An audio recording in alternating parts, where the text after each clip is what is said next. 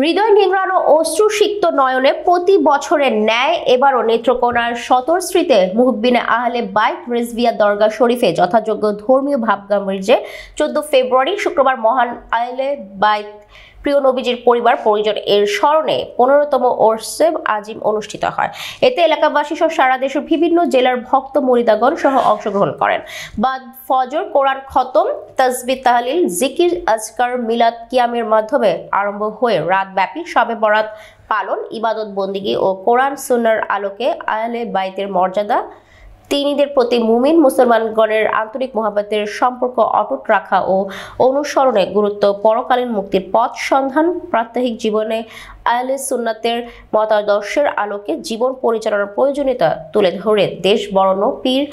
মাশায়েখ ও ওলামায়ে কেরাম ওয়াজ নসিহত পেশ করেন। পরে শনিবার বাদ ফজর দেশ জাতি মুসলিম উম্মাহর শান্তি সমৃদ্ধি কল্যাণ কামনা করে আখিরি মোনাজাত পরিচালনা করেন পীরে তরিকত আবদেস রাসূল আল্লামা মুফতি নাজিরুল আমিন রেজভী হানাফি কাদেরী,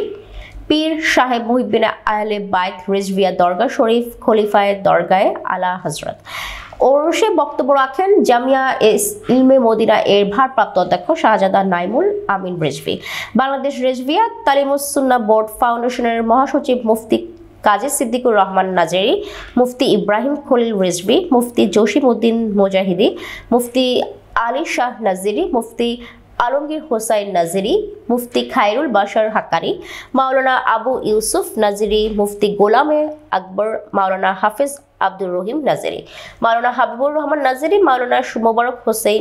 মুফতি হাসান রেজা, মাওলানা নূরে আলম, মুফতি নুরুজ্জামান নাজিরি, মাওলানা মোহাম্মদ আলী, মাওলানা মোর্শেদ আলম, মাওলানা শাহ আলম নাজিরি, মাওলানা জাফর আহমেদ আনসারি, মাওলানা আনোয়ার হোসেন সঞ্চালনা করেন, মুফতি আব্দুল হাকিম নাজিরি ও মুফতি আব্দুর রহমান নাজিরি।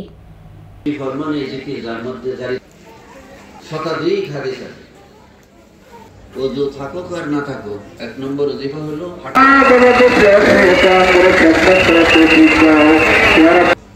ওযু থাকুক আর না থাকুক, এক নম্বর ওজিফা